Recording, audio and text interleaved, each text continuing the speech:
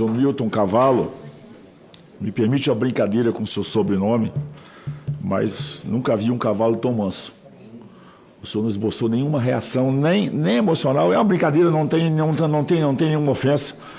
A frieza que o senhor está ouvindo o interrogatório, naturalmente, escandaliza cada vez mais o rolo que o senhor meteu nele. O senhor deu muita sorte, o senhor deu muito azar com a morte do feio. Eu nunca vi a morte do feio fazer tão mal para a pessoa. O senhor entrou num buraco sem fundo. Mas hoje, já que o senhor não vai responder, senhor presidente, eu vou seguir um outro roteiro, até para deixar registrado para os brasileiros mais humildes que nos escutam, do enquadramento e da responsabilidade que nós estamos aqui hoje. Ocupar essa CPI, eu falo isso para os brasileiros, principalmente para os capixabas, lá do meu querido Espírito Santo, para tratar de um tema que fere de morte os princípios mais basilares da nossa Constituição Federal. O direito dos aposentados e pensionistas, o dever de proteção social do Estado e a inviolabilidade da dignidade humana. A Carta Magna, nossa Constituição, em seu artigo 1º, inciso 3º, consagra a dignidade da pessoa humana como um dos fundamentos da República. No seu artigo 6º, estabelece a previdência social como direito social. O artigo 9.4 impõe à Seguridade Social os princípios da universalidade da cobertura, da irredutibilidade dos benefícios e da solidariedade. Ora, se a Constituição protege de forma tão clara os aposentados, como admitir que entidades sindicais e associativas, a exemplo da CONTAG, do CONAFER, do Sindinap, se associem a práticas espúrias que configuram um verdadeiro confisco indevido dos benefícios previdenciários? Isso não é apenas, senhor presidente e senhor relator, uma imoralidade. Isso é uma violação constitucional gravíssima que atinge os pilares do nosso Estado democrático de direito, caro doutor Bruno. Eu sempre digo, vai vendo, Brasil. O esquema montado com a participação de tais entidades, envolvendo ainda nomes como o do irmão do presidente da República, o tal do Frei Chico, que deve ser frei e pregador na sinagoga do Satanás, que está lá em Apocalipse 2:3. E quem defende o Frei Chico aqui, talvez não saiba, não tenha estudado o que é tráfico de influência. A importância que tem um nome desse nas relações institucionais. Volto a dizer, Frei Chico, pregador da sinagoga do Satanás, dos falsos profetas lá do Apocalipse. Na esfera penal, trata-se da apropriação indébita, estelionato e associação criminosa prevista nos artigos 168, 171 e 288 do Código Penal. Na esfera administrativa, senhor Milton, a violação ao princípio da moralidade, artigo 37 da nossa Constituição, que vincula inclusive entidades privadas que atuam em regime de colaboração ou representação de interesses coletivos. Na esfera civil, tais condutas configuram atos de improbidade administrativa, Lei 8.429/92, artigo 9º e 10º, quando praticadas em conluio com agentes públicos, resultando em enriquecimento ilícito e dano ao erário. Na esfera previdenciária, ofendem o artigo 201 da Constituição Federal e a própria Lei 8.213/91, que assegura a correta destinação dos recursos da Previdência Social. O Brasil precisa compreender que não se trata apenas da má gestão sindical. Trata-se de um ataque frontal ao Estado Social e de um crime contra a cidadania, senhor Milton Cavallo. Esses personagens compõem um cenário que choca o país. O Brasil está chocado. O que deveria ser um sindicato em defesa tornou-se uma organização criminosa, travestida de legitimidade, senhor relator, como o senhor muito bem esclareceu nesse organograma do tráfico de influência que eles sempre usaram. Portanto, o que deveria ser um Sindicato Nacional dos Aposentados virou, senhor relator, o Sindicato Nacional dos Saqueadores. Sempre digo, vai vendo, Brasil.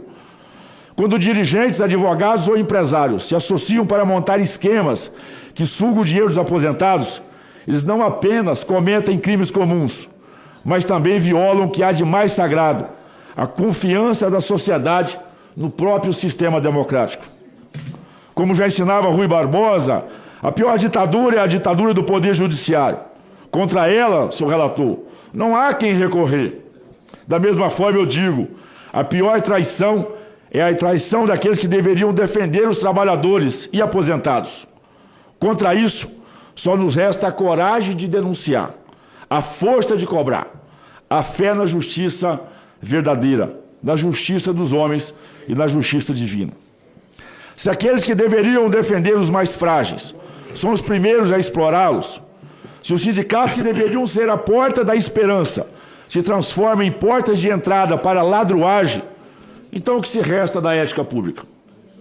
O que vemos é o esgoto da moralidade, é a degradação da ética transformada em prática cotidiana.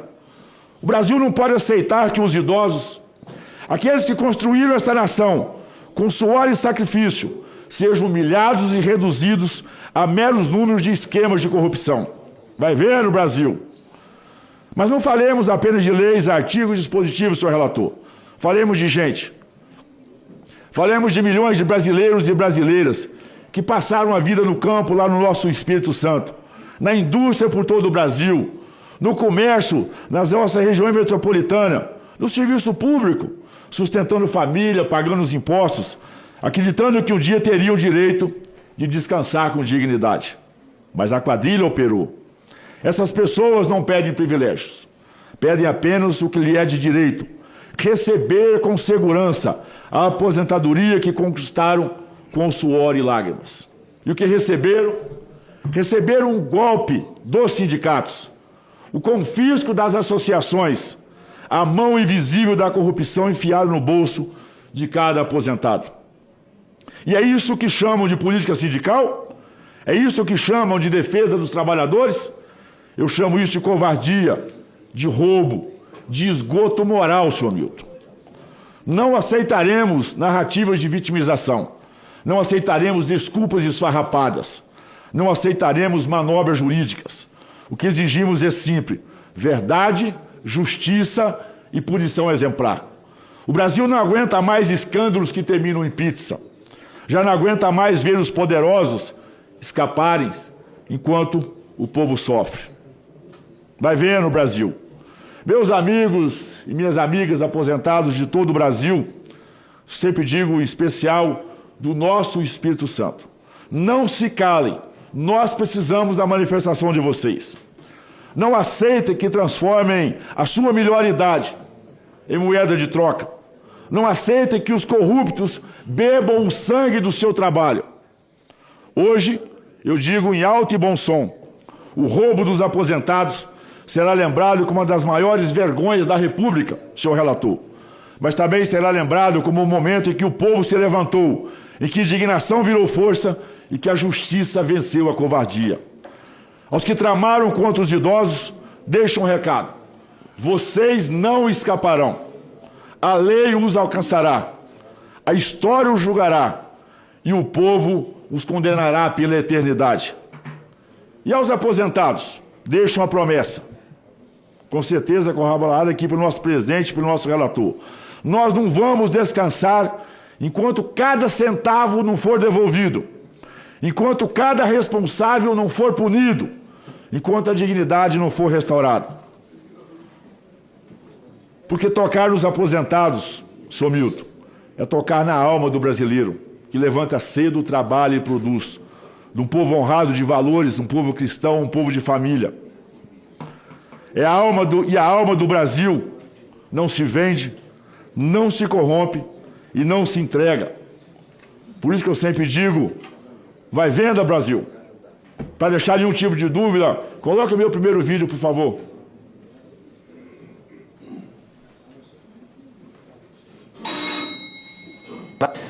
O presidente Jair Bolsonaro assinou hoje uma medida provisória para combater fraudes em benefícios do INSS. Combater fraudes em benefícios do INSS. A MP pretende tornar mais eficiente a análise de benefícios com indícios de irregularidade e a revisão dos benefícios por incapacidade. Em fevereiro de... Que não fique dúvida da coragem de Jair Bolsonaro de enfrentar esse tema. Mas eles queriam voltar para a cena do crime. Por favor, o próximo vídeo.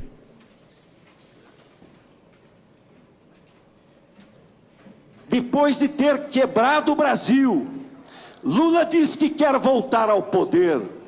Ou seja, meus amigos, ele quer voltar à cena do crime. Por favor, repete o vídeo. Depois de ter quebrado o Brasil, Lula diz que quer voltar ao poder. Ou seja, meus amigos, ele quer voltar à cena do crime. Vai vendo, Brasil?